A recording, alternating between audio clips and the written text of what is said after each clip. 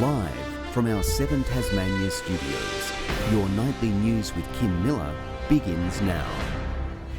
Good evening, everyone. Tasmania has been battered by another night of wild weather, with fallen trees and power lines causing chaos in the state's north as a flood emergency unfolds in the south. Tonight, dozens of roads remain closed around the state as record-breaking floodwaters threaten homes in the Derwent Valley. 7 Tasmania News has full coverage of the situation with our team of reporters in the worst-hit areas. Let's go to the mammoth clean-up task underway in the state's north and northwest first, after the region was lashed by wind gusts of up to 120 kilometres an hour. At the height of the storm, 47,000 homes were without power. Victoria Eastoe begins our coverage. Launceston bearing the brunt of a wild night, trees giving way under the sheer pressure of the battering. Ravenswood resident Thomas was playing computer games when disaster struck. Was playing Fortnite and right inside the lounge room and heard a big crash, like literally shook the house. I opened up the front window and I'm like, oh, there's a tree there. While he wasn't physically injured, he says he's exhausted and remains concerned about the safety and maintenance of neighbouring vegetation. And that could have killed us, you know. Bit angry at the whole situation, but it is what it is and you just got to wait it out. The storm ripping through, causing widespread chaos. In East Devonport, an entire roof torn off a home and a building severely damaged. Aged care residents forced to relocate after the wind damaged a wing at the Mount-esque facility in St Leonard's, and the gusts too strong for this Carrick home. It just ripped and came like 160 knot winds, just blew it straight over, up in the air, over the power lines, straight up the hill. Emergency services kept busy, the SES receiving close to 300 calls for help. And that's coming off a busy week that's seen around 760 requests for assistance since Tuesday with this prolonged weather event that we've been working through. The wild winds forcing a Virgin plane to turn back to Melbourne last night, deemed too dangerous to land, as record gusts of 130 kilometres an hour were recorded at Launceston Airport. Fortunately, the strongest gusts and the windiest conditions have now passed, but we're not completely out of the woods. Carnage ripping trees out of the ground, tearing down power lines, cutting supply to some 40,000 properties at the peak of the storm. We faced unprecedented number of outages, seen extensive damage to power lines, wires down, poles down. The widespread outages forcing multiple schools to close, while others kept their doors open but without any lights, instead telling students to rug up. The focus now turning to the epic clean-up task at hand, crews working around the clock to clear debris and restore services. They're obviously fairly fatigued at this point after several days of action, and we're rotating those crews to make sure that they're looking after themselves, leaving a mounting damage bill in the storm's wake. Victoria Eastoe is in Newstead tonight. Now, Vic, many homes in the north and northwest are still without power. How long are these outages likely to last? Kim, around 25,000 properties are still in the dark this evening, and it could remain that way for some time. Tas Networks is warning it could take several days to restore power and is anticipating significant delays as crews work around the clock to bring that grid back online. Now, residents across large parts of the north are also being told to conserve water, with multiple treatment plants damaged due to this wild weather. We also have confirmation tonight that 2 road workers have been seriously injured in Longford. It's understood they were repairing storm damage when they were hurt. So, Kim, a very stark reminder of some of these wild conditions crews are facing right across the state as they clean up this one big mess. Certainly is, and we are grateful for all the work that they're doing. Thank you, Victoria. Well, now to the Derwent Valley, where there's an unfolding flooding situation. Many residents have been urged to evacuate their homes to seek safety. There is currently a flood emergency warning in place from Meadowbank to Macquarie Plains, as rescue crews and residents brace for a hectic night. It's a dangerous and destructive situation. Paddocks turned into lakes, the Derwent River transforming into fast-flowing rapids. We're currently forecasting record levels just below Meadowbank Dam and that's translating to a flood peak expected near the major flood level this evening about Macquarie Plains. There will be areas that are going to be isolated over the next 24 to 48 hours. Downstream, there's a watch and act alert issued for New Norfolk, where experts say there will be some relief expected in the next 24 to 48 hours. It doesn't look as though we'll see quite such significant flooding, with the flood forecast for there currently expected to remain minor. Locals remain busy, preparing their homes for the rising water level. Rain and rain and rain and a little bit more rain. It's just hardly stopped. We'll be keeping an eye on it. I've been coming out every hour today, just looking, watching it slowly inch up. The bed's loaded, the dining room table's loaded. Everything we can get lifted high, we've done it. But the alerts and warnings not registering with some. We've had a couple of unfortunate incidences where people have actually been swimming in the floodwater as well. Just everybody, sort of, put it bluntly, grow up and be sensible. While it was all hands on deck for our emergency crews, working tirelessly to keep communities safe. We've been really busy, so the last 48 hours we've door knocked 5-6 hours throughout the night and back up early and on flood watch, and keeping an eye out for the community. Many seeking shelter at nearby evacuation centres, bracing for another terrifying night. Speaking of those centres, let's go to Lily Thompson, who's at an evacuation centre in New Norfolk. Lily, it will be another nervous night for residents there, no doubt. When are these floodwaters expected to peak? Well, Kim, we're about 18 kilometres downstream from where has been worst hit, places like Bushy Park, Meadowbank and Glenora. In terms of conditions, we've seen bursts of rain throughout the day, obviously adding to those water rising levels. Now, speaking to authorities, they do say that the rain is expected to ease, but that may not stop water from rising in the River Derwent.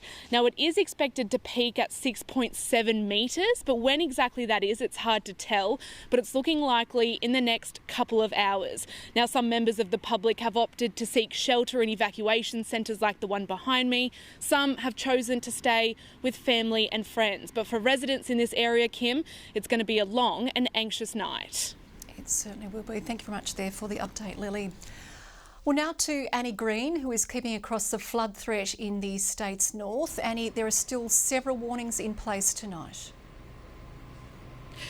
There are, Kim. There's a watch and act been issued for the Meander River from Deloraine to Hadsburn and for the North Esk River from Coralline to Mowbray. Those living in those areas are being urged to use their flood emergency plan, prepare their properties by putting possessions onto high tables and moving any livestock to higher ground. If conditions worsen and it's safe to do so, residents are urged to pack up and go somewhere safer, perhaps to a family or friend's house. The situation's all stemming from moderate flood warnings for the Mersey, Meander, North and South Esk rivers. Catchment areas are being saturated from a week of heavy falls.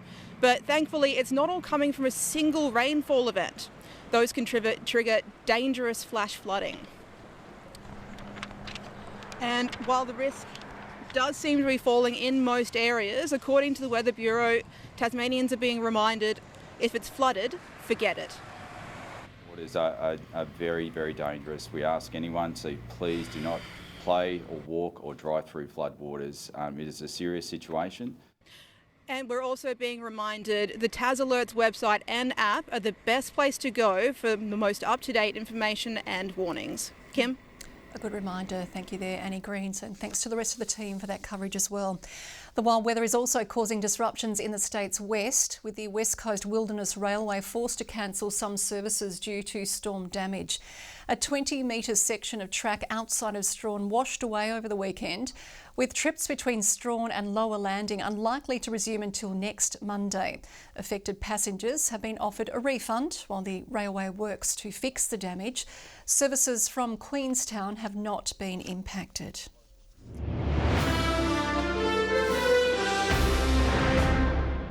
More young and senior teachers are choosing to leave the profession, citing a dangerous increase in mental stress, unmanageable workloads and understaffing, according to the union. It's fearing the approaching budget will only see the problem worsen. Mark Kingsley's been a teacher for 3 decades and says the classroom has changed drastically in that time. I've had threats made to me by students, and that is definitely something that would never have happened 30 years ago. Unmanageable workloads, understaffing and worsening student behaviour to blame for a drop in Tasmanians choosing to teach as psychological injuries become more prevalent. Almost a double of people leaving the profession in the last 4 years. We've seen a 91% increase in workers' compensation claims around mental health. Tasmania's Education Union calling for the upcoming state budget to bolster the workforce rather than reduce it and place more psychologists and social workers in schools for students and teachers. But if they have to find efficiency cuts, it has to come from somewhere, and it's often those support networks that are provided by the department. We're always looking to see what more we can do to support our teachers, noting that the important work that they do, and sometimes in difficult circumstances as well. But until that happens, there are fears more educators will up and leave. Sometimes you try and have positive thoughts, growth mindset about heading into classes, but there are some classes where you really think, okay, how many things I'm going to have to deal with today? The union hoping that the upcoming inquiry into Tasmania's education system will lead to further support. Ruby Cairns, 7 Tasmania News. A burst water main has caused havoc in Hobart city centre this evening, flooding Murray Street and affecting peak hour traffic. Nearby businesses, including the Myer and the Cat and Fiddle shopping centre, have been hit with small gushes of water. Motorists and pedestrians have been advised to avoid the area while Taswater fixes the issue. Following a gloomy June period, a new report has shown the state's tourism and hospitality sector is recovering. It's thanks to a series of winter events, which saw a big rise in hotel occupancy rates.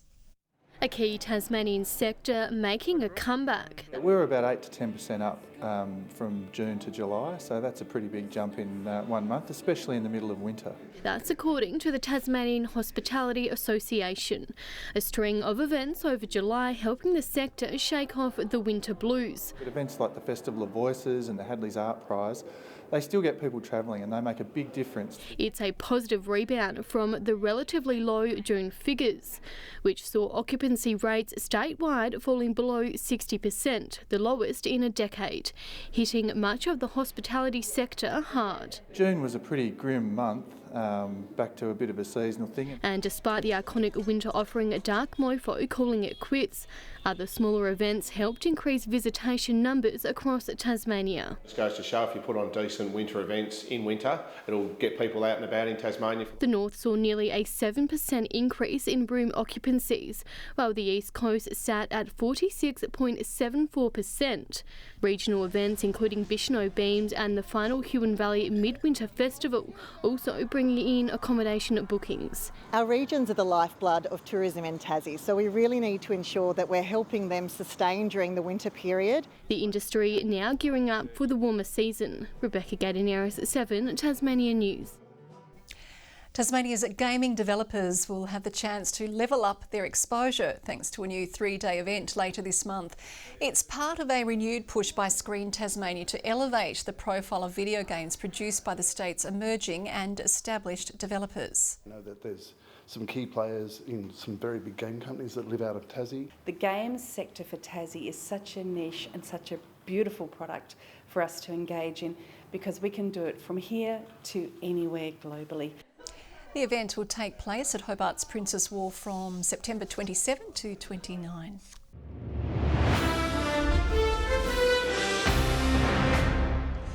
The Canes got the WBBL International Player Draft off to an unusual start with their first pick, forcing 3 clubs to use their attention picks in the first round before eventually pinching Danny Wyatt from the Scorchers with their 4th crack out of first choice. The English opener is joined by South African all-rounder Chloe Tryon, picked in the second round. It'll be her second stint in purple. In the men's draft, the Hurricanes wasting no time looking in West Indian wicketkeeper Shea Hope with their number 4 spot.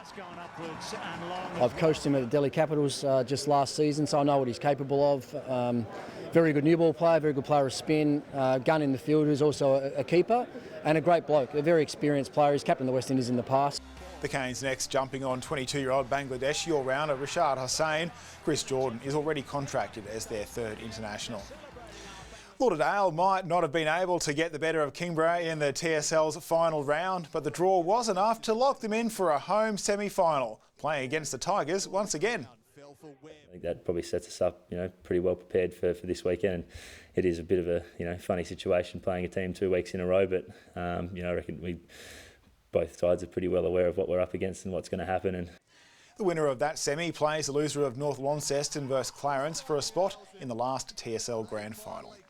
And with that, let's take a look at the last Cripps Player of the Year votes. And Andrew Phillips takes a 3 from Lauderdale's draw. Noah Holmes gets another 3 votes for Clarence in their 59-point win over North Hobart. And Sam Foley, the top vote winner, as Launceston finished their season on a high, albeit in a low-scoring affair. And we will unveil the TSL's Player of the Year tomorrow night. Good evening. Well, what a weekend, hey? And I guess the remnants are going to be with us for quite a while yet. Around the state today, Hobart, Launceston, Devonport and Burnie, all 12 degrees. Temperatures up to 6 below average. St Helens the top with 14. Friendly Beaches 13 degrees. All the other centres on the map just into double figures. Lyawini a low of -1 and a top of 1. Patchy cloud moving quickly over us today, and after some heavy falls to 9 a.m, the highest readings to 4 p.m, 12 millimetres at Narcissus River and 11 millimetres at Derwent Bridge. Most of Australia is cloud-free, however the southeast of the country under the cold convective air and the scattered cloud.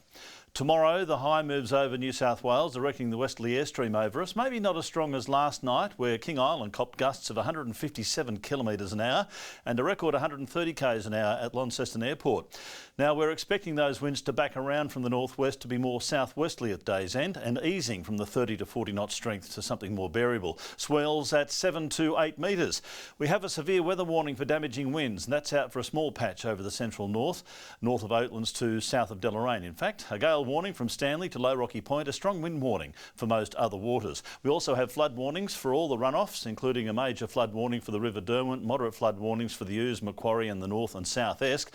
Sheep graziers warning for the upper Derwent Valley and the southeast, bushwalkers alert as well.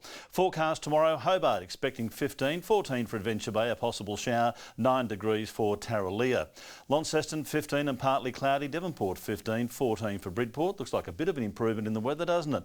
Burnie tomorrow 14 degrees, a shower or 2 easing from Strawn, 13 the top and 14 for Marrawar. St Helens tomorrow 16 and mostly sunny. Bit of cloud over Swansea, but fine, and 16 as well and 14 for Whitemark. On Wednesday, showers mainly over the north and west and mostly later in the day. Similar forecast on the way for Thursday, and on Friday, showers early, easing in the east later. A shower in Perth tomorrow and partly cloudy weather in Melbourne. Other than that, all fine and sunny up north. Cloudy over Hobart at the moment, 7 degrees, 7 in Launceston right now, Devonport partly cloudy and 8. Most of the heavy rain over, Kim, but of course now the big problem is the estuaries are pumping a lot of water downstream, and we've got the flooding situation to worry about over the next couple of days, and more cold fronts south of Perth heading our way in 4 or 5 days' time, so it's not over yet. Things are easing, but as you say, still a little bit to play out. Thank you, Murph. And that is all your news for now. Thanks for joining us this evening. Good night, everyone.